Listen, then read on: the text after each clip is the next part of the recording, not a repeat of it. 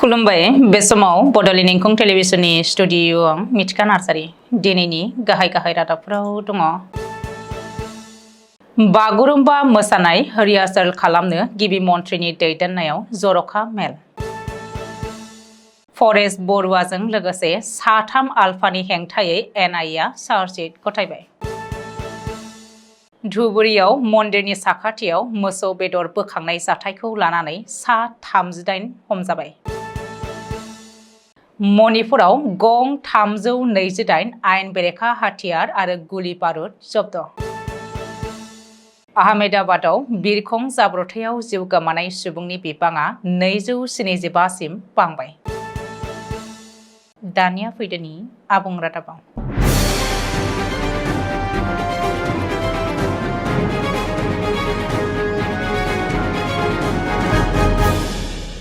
Doctor Himanta Biswa Sharma दैदेननाय Assam सरकारा बर'नि दोरोङारि बागुरुम्बा आरो बारदै सिख्ला मोसानायखौ वर्ल्ड रेकर्ड खालामनो फोसावनाय जादोंमोन।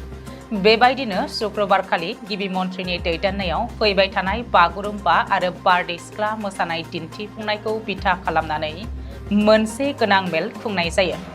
बे मेलाव बागुरुम्बा आरो बारदै सिख्ला मोसानायखौ रिहार्सेल खालामनायनि बागै सावरायनाय जायो। मिथिनो हानाय बायदिब्ला दिन्थिफुंनाय समाव मोसाखावरिफोरनि मोसानायखौ गोरोबहोनाय, जोबोद बुरजा रिंगु दामसाफोरखौ बाहागो लाहोनाय आरो बर'फोरनि दोहोनि हारिमुखौ बुहुमनाङै सिनायथि होनायनि सायाव जर'खायै सावरायनाय जायो। मख'नो गोनांदि बे मेलाव गिबि मन्थ्रि डक्टर हिमन्त बिश्व शर्मा, बिटिआरनि चिफ प्रमद बर', मन्थ्रि बिमल बरा, आसाम आरो बिटिआर सोरखारनि सेनियर अफिसारफोर, दुलाराय बर' फरायसा आफाद, बर' थुनलाइ आफाद, दुलाराय बर' हारिमु आफाद आरो दुलाराय बाथौ गौथुमनि दैदेनगिरिफोरा बाहागो लादोंमोन। 2024 मायथाइनि उदांस्रि सानाव रायजोनि गुबुन गुबुन जायगायाव बमा लागायनाय जाथायखौ बिथा खालामनानै एनआइएआ आलफा उदांनि गाहाय फरेस्ट बरुवाजों लोगोसे साथाम उदखारिनि हेंथायै चार्जशीट गथायबाय। एनआइएआ नायबिजिरनायनि आबुं रिपर्टखौ दिनै गथायदों।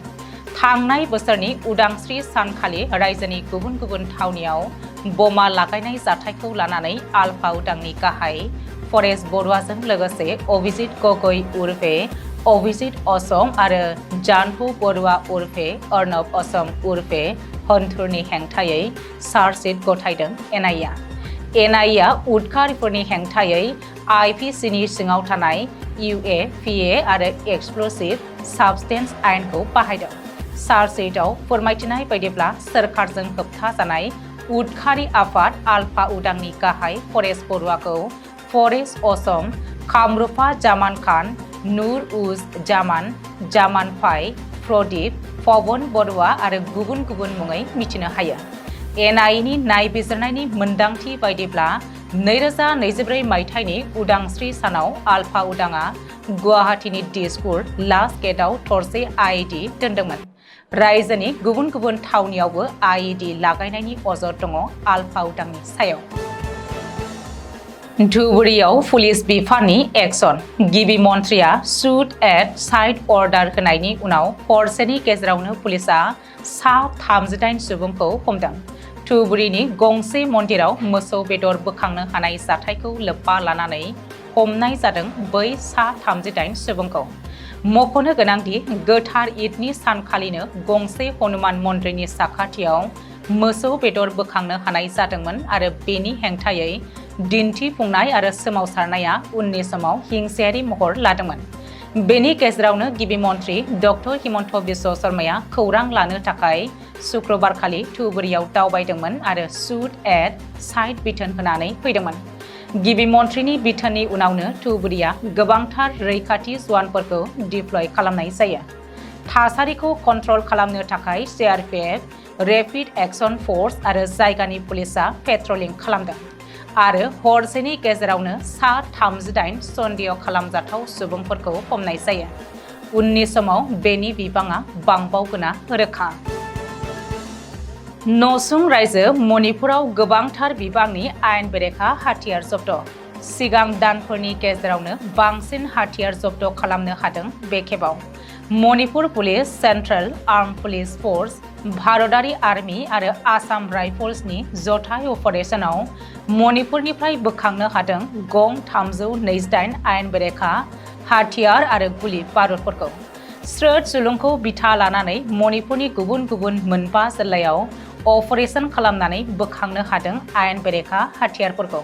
मणिपुरनि डिजिपिआ फोरमायथिनाय बायदिब्ला जब्द खालामनो हानाय गं 328 आयेन बेरेखा हाथियार आरो गुलि बारुदफोरनि गेजेराव दङ गं 151 एसएलआर राइफल, गं 65 इन्चास राइफल, गं 12 एलएमजी, गं 2 कार्बाइन, गं 2 MP5 गान, गं 2 अमक राइफल, गं 2 एयार 15 राइफल, गंसे पिस्तल, गंसे फ्लेयार गान, गं 2 बेरेल गानफोर।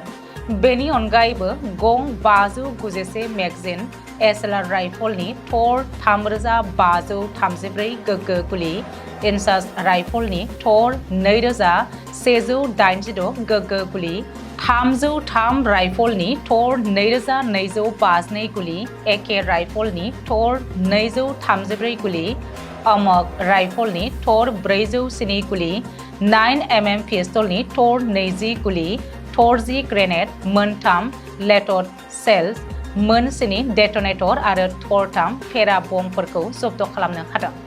मख'नो गोनांदि मणिपुराव हादरगिरि खुंथाया सोलिगासिनो दङब्लाबो हारियारि दाङाबाजिनि अरा दहम दहमै जोंखांफिनगासिनो दङ।